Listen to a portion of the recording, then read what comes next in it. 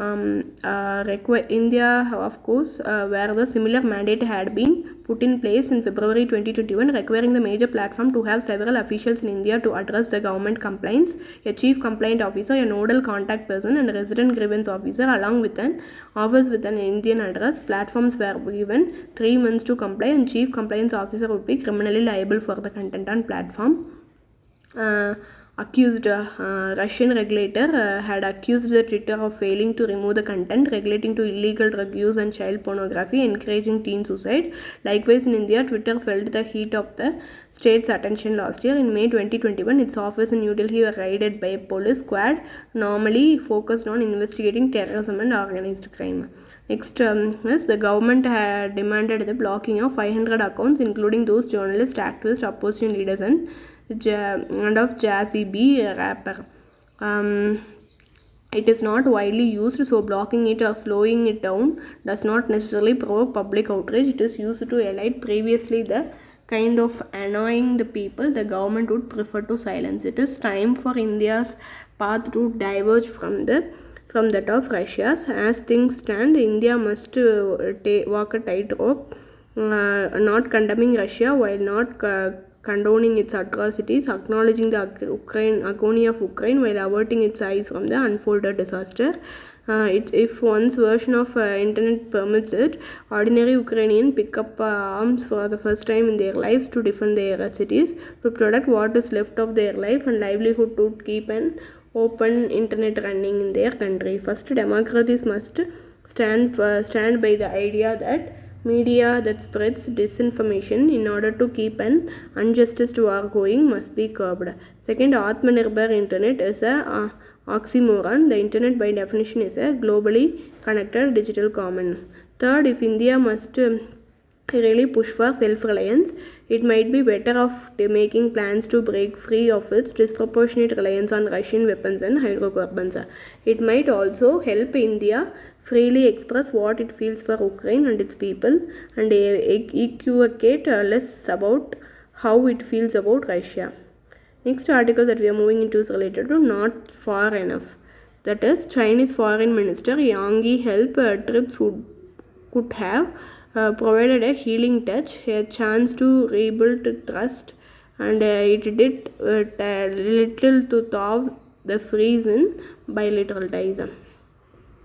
First, it was an effort to convey to the world that China is a big power, assuming a leadership role in engaging the region to develop the consensus on important issues such as Afghanistan and Ukraine. Being intended to consolidate the impression that China and India have shared interest in ensuring that Russia is not isolated, and further to suggest that there is a rift between US and India over Ukraine.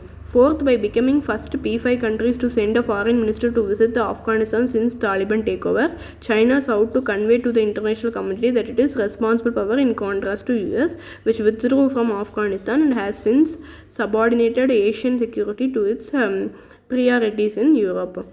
Fifth, Wang's participation at OIC, that is Organization of Islamic Cooperation, CFM meeting, signaled China's desire to be seen as strong and sympathetic back of Islamic world, making common cause against stereotype by the West.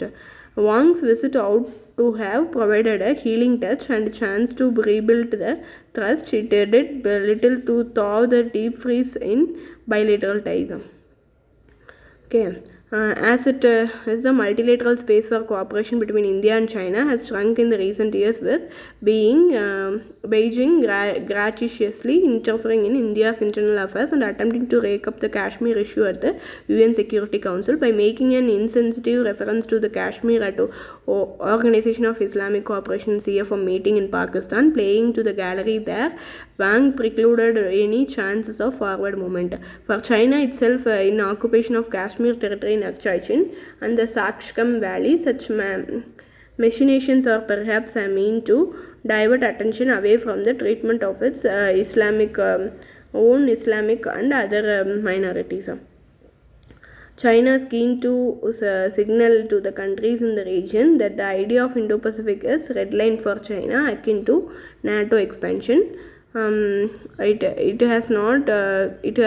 not gone unnoticed in Beijing that Nepal's parliament recently approved $500 million US government aid program under the Millennium Challenge Corporation, which provides an alternative to infrastructure and developmental finance under the RBI. Recently, Chinese scholars have encouragingly referred to India's strategic autonomy as a key factor in New Delhi successfully resisting US pressure to toe the line on Ukraine. There is a much greater international appreciation today of India's principal position on the war in Ukraine than there is a Chinese strategic ties to Russia.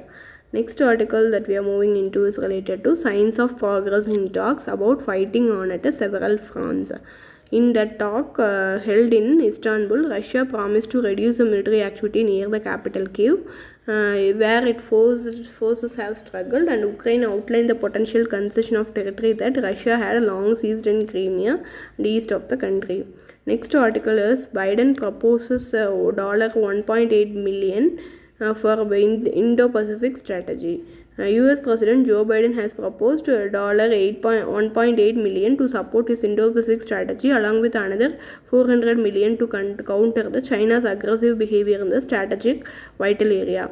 US, India, and several other world powers have been talking about the need to ensure a free and open, thriving Indo-Pacific in the backdrop of China's rising military maneuvering in the region. Next article is related to recognizing minorities. The government of India's affidavit on Hindus as minorities in some states and union territories is consistent with the Constitution Supreme Court judgment. Here is how. Upadhyaya affidavit says Hindu can be declared as minority in few states, and minority welfare schemes are not in violation of Article 15 that prohibits discrimination not only on the basis of religion. The schemes are for the benefits of poorer section among the minorities, and the government has a duty to under Article 38 and 46 to protect the interest of weaker sections of the people. Government has also defended Parliament's jurisdiction to enact the National Commission of Minorities Act 1992 and National Commission of Minority Educational Institution Act 2005. The affidavit says minorities are defined by both nationally and levels of state. Definition of minority. Minorities appears at 4 places in the Constitution, one in a head notes of Article 19, 29 and 30, Class 1 and 2 of the Article 30, and the Constitution does not define minority. Most obvious definition is that minority is a group that is numerically smaller than the majority in the society, but the preponderance or lack of numbers alone is not a guide to any authoritative definition.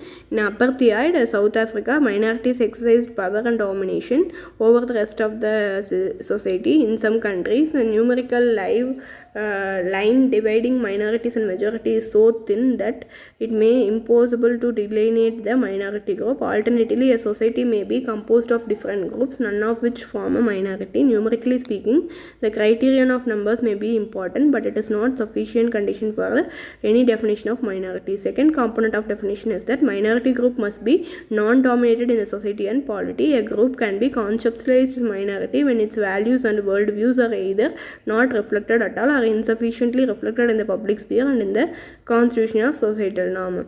The marginalization and exclusion are extremely important. The Muslims satisfy both tests, that is numerical inferiority and non-domination. A group may be numerically smaller than other and its value may be incompletely reflected in dominant political or social norms, but this may not lead to despondency or a feeling of exclusion. Parsis are a good example. The Constitution talks of only religious and linguistic minority. It does not recognize a sexual minority such as LGBTQ+. Also, the Supreme Court has accepted only the numerical inferiority test, that is less than 50% in the state's population for a group would be recognized as minority under Section 31. Kerala Education Bill 1958. A 7-judge bench rejected a district as a unit to determine the minority status of a group within the state of Kerala. It took state as a unit to determine the minority status. TMA Pai Foundation laid down that in the absence of any special definition of minority, any community, religious or linguistic, which is numerically less than 50% of the population of the state is entitled to the protecting of minority rights. Supreme Court has consistently observed that minority are to be defined at the level of state, which are carved out on the linguistic basis, as Article 30 uses the word minorities which whether based on religious or language. A Tamil Brahmins can set up a minority educational institution in state other than Tamil Nadu. In fact, as linguistic minorities, Hindu groups are running hundreds of educational institutions. The Supreme Court has held DAV College 1971 that Hindus are a minority in the state of Punjab. The court said no religious group is to be recognized as minority, that NCM, National Commission of Minority, must work towards reducing the list of religious minorities and finally do away with it altogether. This was called for assimilation, but the constitution wants integration, not assimilation. Article 25 does not give freedom of religion, only in the respect of existing religion. It does not bar the birth of new religions. Next article that we are moving into is, and there is no important article here. That's all. If you like the video, please do share, comment, like and subscribe. Thank you.